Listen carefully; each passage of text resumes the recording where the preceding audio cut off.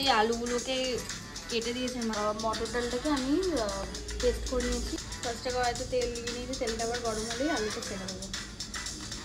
মায়ের ডাল হয়ে গেছে, আমি এখন দুটো রান্না করবো। সেটা হচ্ছে ডালের বড়া করবো আর আলুটাকে তেলের মধ্যে আলুগুলো ছেড়ে দেবো। আলুটা ভাজতে স্টার্ট করে দিয়েছি। এবার যে ডালটা আছে ওই ডালটার মধ্যে দেখাচ্ছি কী কী দেবো। তো আলু ভাজাটা তো এখন হচ্ছেই, এটার মধ্যে কী কী দিচ্ছি তোমাদের দেখাচ্ছি। ফার্স্টে এটাতে নুন দিচ্ছি, হলুদ গুঁড়ো, একটু লঙ্কার গুঁড়ো, একটা চিজ দিয়ে দিলাম আর একটু কর্নফ্লাওয়ার দিয়ে দিলাম। তার উপর থেকে একটু কালো দিয়ে আলু ভাজাটা একটা হয়ে এসছে তাই একটু নুন দিয়ে দিলাম। তার মধ্যে একটু লঙ্কার গুঁড়ো দিয়ে দিলাম। এবার এটাকে একটা কিছু দিয়ে এটাকে মাখাতে হবে।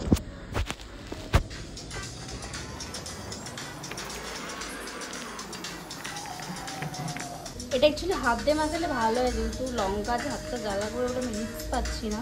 এই যে আমার মচমচে আলু ভাজা হয়ে গেছে আমার। এবার আমি বড়াটা করবো। আমার বড়াটা খুব ভালো লাগে, এটাকে যে কোনো বড়া করা হলে আমি তেলে ছাড়তে ভালো লাগবে। গরম গরম তেলে ছাড়তে বড়া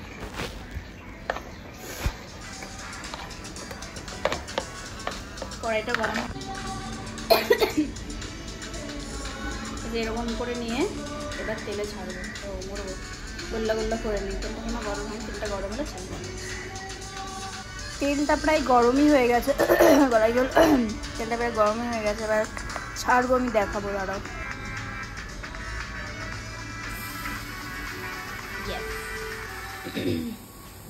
পরপর সব দিয়ে দিয়েছি আমি। এই যে কয়লার মতো, কয়লা যেমন দেয় ওরকম দিয়ে দিয়েছি গোল করে। এবার একটু নাড়াচাড়া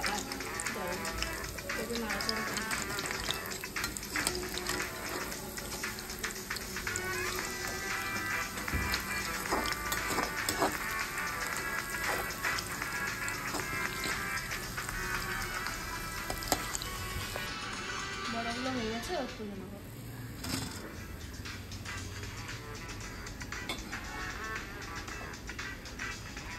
বড়াগুলো হয়ে গেছে, ও তুলে নেব।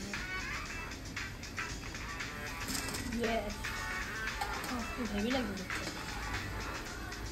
এই যে আমার আলু ভাজা আর বড়া তৈরি হয়ে গেছে। বড়াগুলো সব ভাজিনি, কারণ রাত্রিবেলাও খাওয়া হবে, তো ওটা গরম গরমই ভাজা হবে, তখন খাওয়া হবে। এখন যতটা খাবো তা ভাজা হয়েছে। পুড়ে পুড়ে গেছে বোধহয়, না পড়িনি, এটা এরকমই। যাই হোক, আমি এখন খেতে গেলাম, বাই।